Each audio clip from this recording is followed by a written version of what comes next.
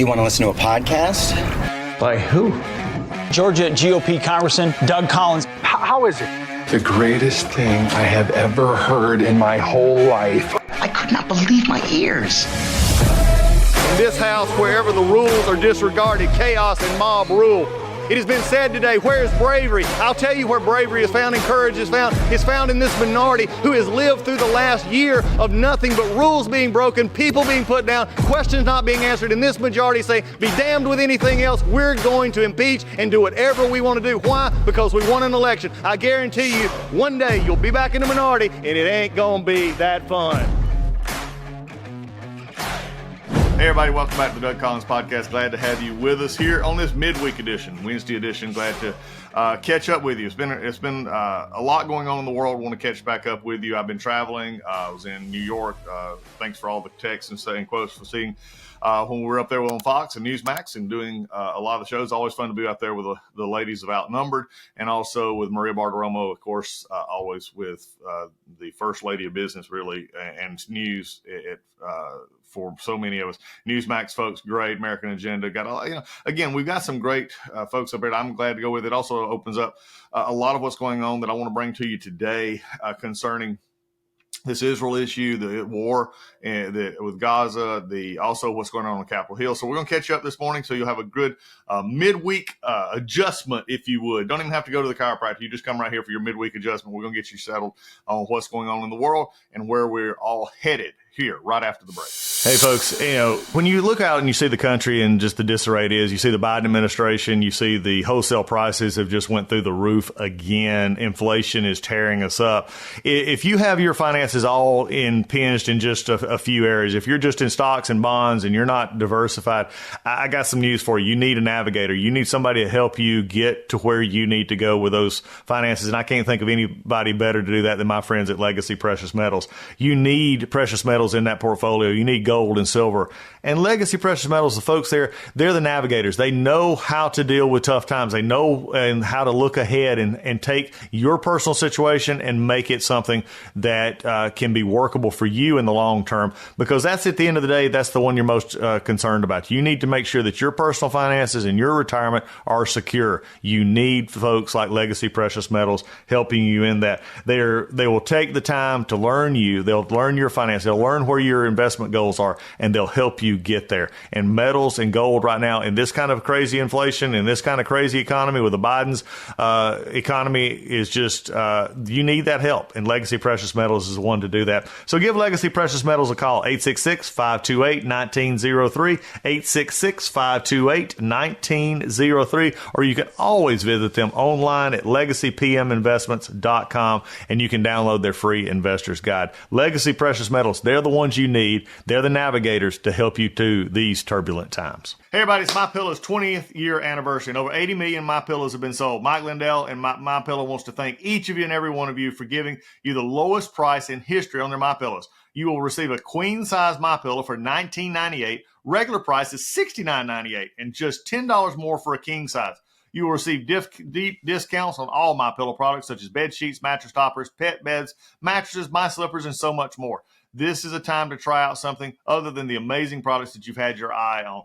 Go to mypillow.com, click on the radio podcast square, and use the promo Collins, Collins, to receive this amazing offer on the queen size MyPillow for $19.98, or call 800-986-3994. This offer comes with a 10-year warranty and 60-day money-back guarantee. It's time to start getting the quality sleep you deserve. You know how I know that? Because I sleep on a MyPillow every night. Go to mypillow.com and use promo code Collins, Collins, or call 800-986-3994 today. All right, we're back. Let's just start off right now with some amazing stuff, and it's been showing up on my social media a little bit too. The pro-Hamas folks are unhinged. They are just, at this point, the terrorist supporters who support Hamas going across the border, slitting pregnant women's bellies, taking the baby out, stabbing the baby, shooting the mother in the head, putting literally children in ovens, cutting off heads. This is now, folks, let me just be very honest. If you're supporting the Hamas group right now, that's what you're supporting. Let's just be honest. Now, I don't, and some of you on social media try to get into this. Well, it's been Israel's oppressing us, and they're oppressors, and they do. No. History and facts do not line up with a narrative of this. Now, we can all have a conversation about the fact that Palestinians were displaced, that Israel is a state. I think that ship sort of sailed about 60 years ago. But understanding that if you look around, there are Palestinians who live in Israel. There are Palestinians who live in Israel as Israeli citizens, and they get along fine. This is not an easy situation. I will never make it out to be. I will never make myself out to be an expert in the feelings of Israelis or Palestinians or others in that part of the world. But the way that you solve this is not through the violent butchering of people on an early Saturday morning while they're at a concert going, or they're in their beds. Okay, let's just be blunt about this. Now, you can whine, gripe, moan, complain. I don't care. Okay? That is not the way you handle this. And then to say there's a moral equivalency, that, well, now Israelis are killing Hamas. Hamas is the dictatorial leaders of Gaza. Their leaders, by the way, live in luxury down in Qatar, while their people suffer through their idiocy of terrorism. And now they take their terrorists and put them in with civilians. They put them under hospitals, under mosques. And, after Israel says, get out of there, move away from these areas, they're still doing it. So if you want to continue to support the terrorist of Hamas, then keep it up.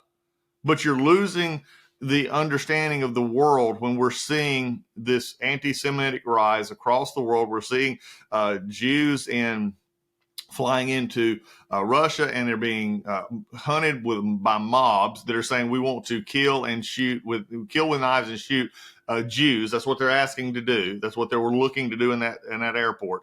This is what we're seeing. And then you turn it on to the United States, in which you have college campuses in which Jewish students are holed up in libraries by pro-Palestinian. I'm going to rephrase this. Palestinian people have a lot of problems and a lot of issues, some of which are their leadership that they voted for in Hamas and have not gotten rid of. But the Palestinian people who are not involved in terrorist activities are innocent in this. And I'll say that. They're trying to get by and do life in the best way they can. And you have the terroristic leaders who are leading them into this suicidal kind of path by continuing to lob, mortars across and bombs and rockets across at Israel all the time. Let's never forget that. So these are the supporters of Hamas. That's what we're dealing with here, because as I've heard some in the protesters around this country say, well, whatever means necessary was okay with us because Israel is bad. Okay, no, Israel does not go across into Gaza, slit throats, keep them in bed. They don't do that, period. Okay, do they respond when they are attacked? Yes, just like you do. Okay. When I see this on college campuses, when you see this around here, and you see what is going on and the concern of this issue spreading, this is where we need to be the most concerned. Now, again, let's go back a month, which has been almost, is a month. Let's go back a month. Let me ask a question to all you out there who are supporting the Hamas terrorist. And you're marching in the streets and you're doing all this in support of whatever they did to, quote, further the Palestinian cause, which it does not. Who are lobbing mortars over the border and rockets over the border all the time? I'll wait for an answer that's not Hamas or Hezbollah or the Houthis from Yemen when they wanted to get involved, or the other Iran military groups. I don't see Israel just randomly firing into Gaza, the West Bank, or Lebanon. I don't see reports, which, by the way, would have made worldwide headlines of Israel saying, I'm bored today. Let's just shoot indiscriminate rockets into Gaza City. I'm waiting. Still waiting. Doesn't happen.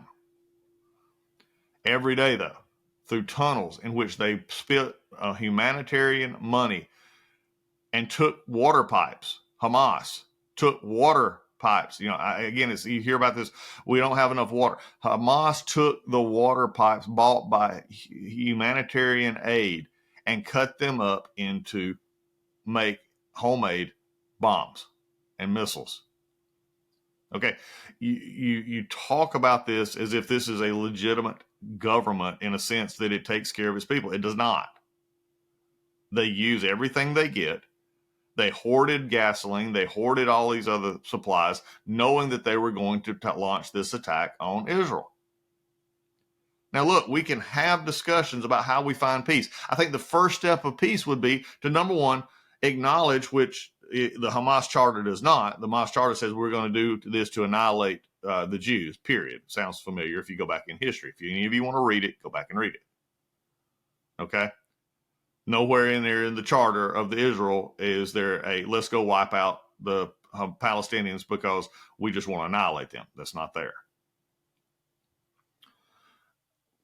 Again, it's hard to understand. Do I want to see war? No, I do not. Do I want to see the bloodshed of innocent people who are caught up because of idiots? No, I do not.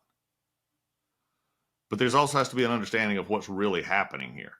And what's really happening here is before this war ever started, before this activity began, Israel and its citizens were living with the daily threat of Hamas and terrorists lobbing missiles and mortars over the border every day by people who did not even recognize their inherent right to exist.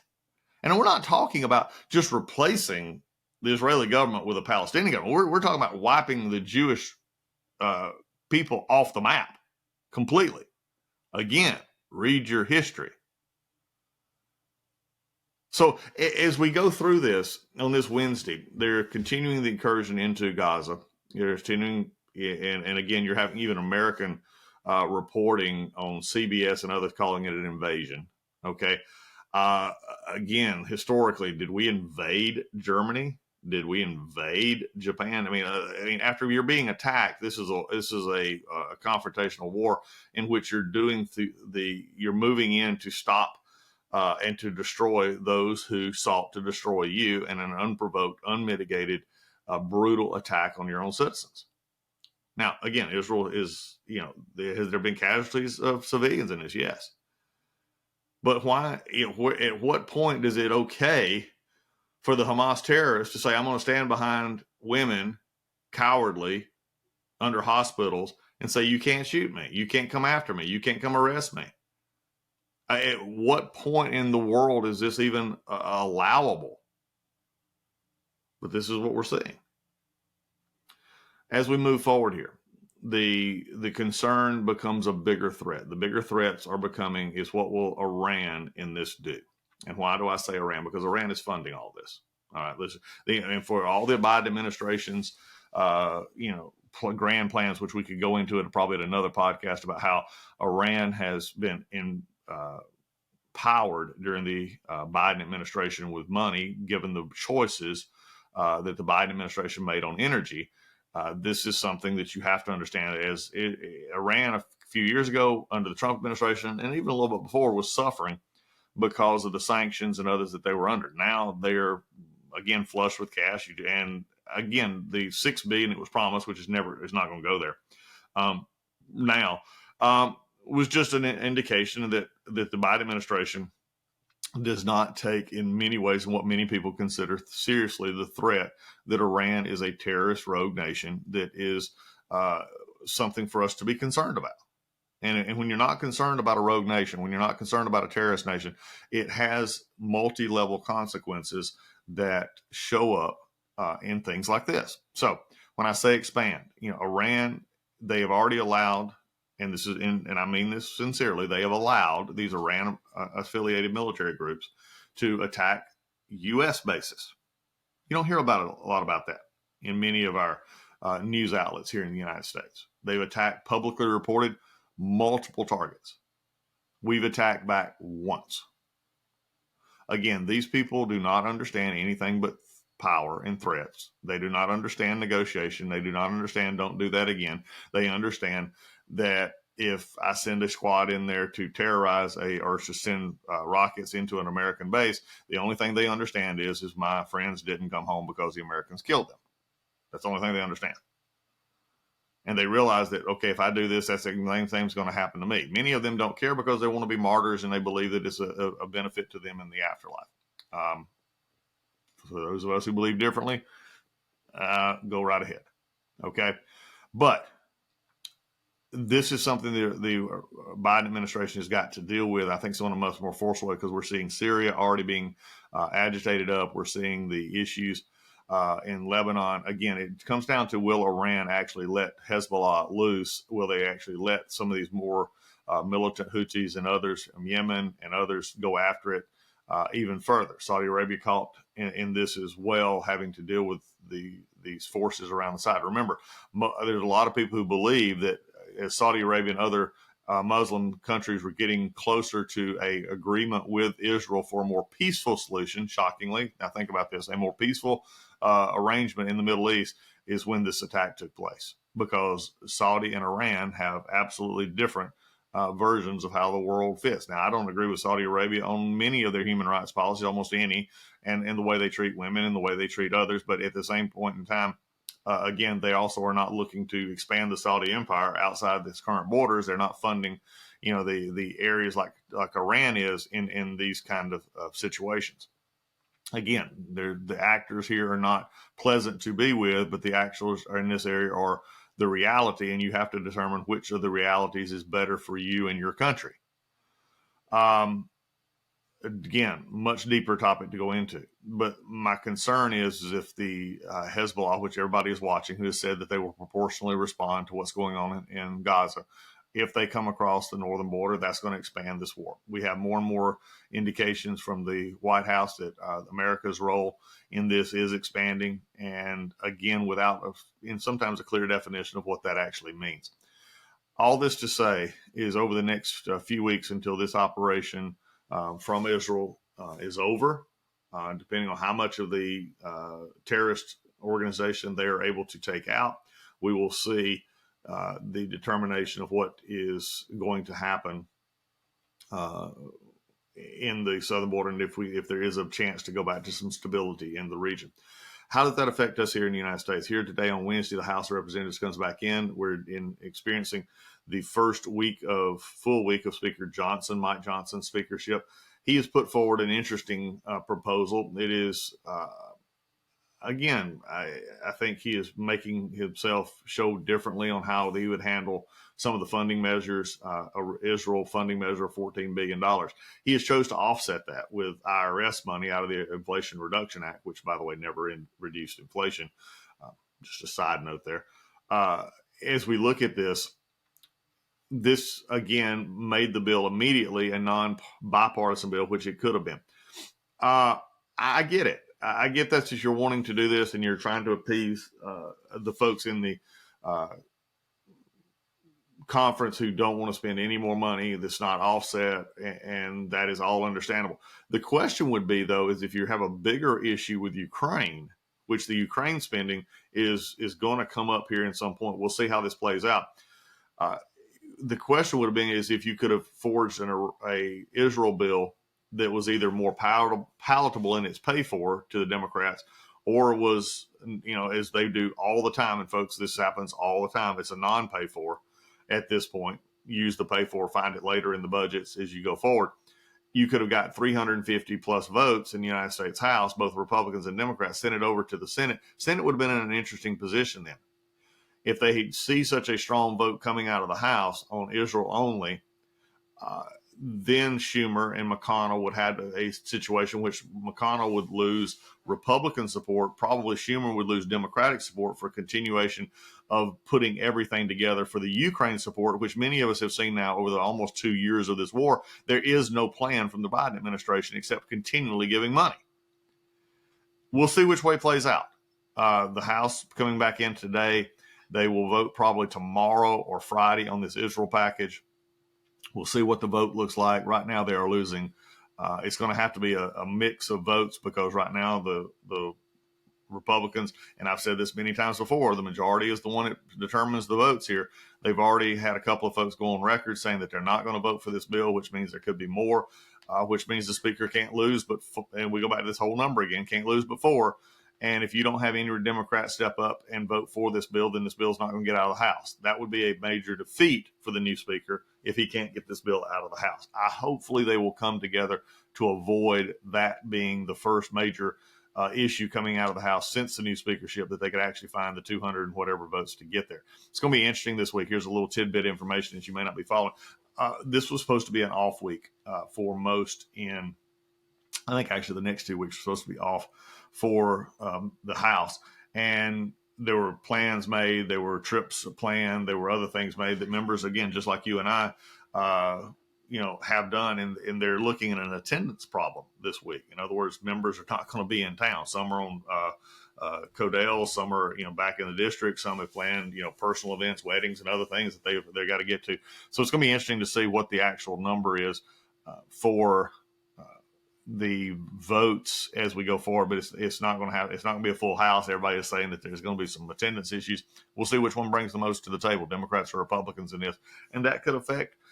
Hopefully not, though, but it could affect at least the number of what it takes to pass, and that could end up maybe helping the speaker in this regard if there's enough Republicans and all to come back for these votes. Now, this is just the beginning. You're not seeing. I don't think we've actually. I think they were trying to schedule an appropriations bill this week. Not sure we're going to see one of those coming forward. But these are the kind of things right now that the speaker's having to deal with, the world's having to deal with, Biden's having to deal with, and again, it's very unsettling time. So the things I want you to work out and look out for, if you've listened here through the podcast many times, here's some takeaways. Takeaways is number one, don't buy the argument that, the left is starting to turn as this will get, messier in Gaza, that there'll be more pressure to be put on Israel to get out. They have went in to take out the people who simply want to kill them, annihilate them, and they send rockets. Remember, a month before this invasion ever started, before the murderers ever went over, the butchers ever did what they did, they were still putting rockets and mortars into Israel almost every single day. Okay, this is not something new for Hamas. So you would not, think about this. If you're in the United States and you were living in a parallel universe, if you would, in Canada, there were people in Canada who were every day shooting mortars from Canada into Detroit. How long do you think we put up with that? If they were in Mexico and they were shooting rockets and mortars into El Paso and into Brownsville and we wouldn't put up with this, folks. Please go look at this situation and look at what's been happening. If you've not done this, please go do so. This is an untenable situation in which there is pathway to peace, but it has to be peace, that people will live in peace and not try to, again, deny that Israel even has a right to exist, which means basically exterminating Jews in the area. So don't buy the hype, number one. Then if you're seeing these protesters across the world, this is a concern that we didn't get into as much today, but I'll touch on another podcast. We don't know who's in these, who's infiltrated these pro-Hamas protests across the country. There could be Hamas terrorists in it. There could be those who are agitating this. We don't know why, because we don't know who's been coming across our borders. We have over 2 million gotaways in the last couple of years. We don't know who's here. And even the administration had to admit that yesterday. Mayorkas and Ray both had to admit, we really don't know. Okay, which is not something new, but we really don't know. So again, in looking at these protests, be very careful. Number two, how much further and deeper is Israel going to have to dig into Gaza to have rooted out the evil of Hamas? We'll see how that goes. And then keep your eye on the Iran-backed military groups in this area if they're wanting to expand this war in bits and pieces to keep Israel fighting. And then, how much will it drag in other nations such as America and U.S. into this battle? And the last one is the first big political test for the Speaker of the House, Mike Johnson. I wish him the best. He's chosen a path that is probably not the easy path, but there's many who would agree with it, that you need to offset monies that you're sending to help others, even friends like Israel. So we'll see how this big test goes. But that's your big takeaways for the Wednesday. Get out there, go have a great day, and we'll see you soon again here on the Doug Collins Podcast.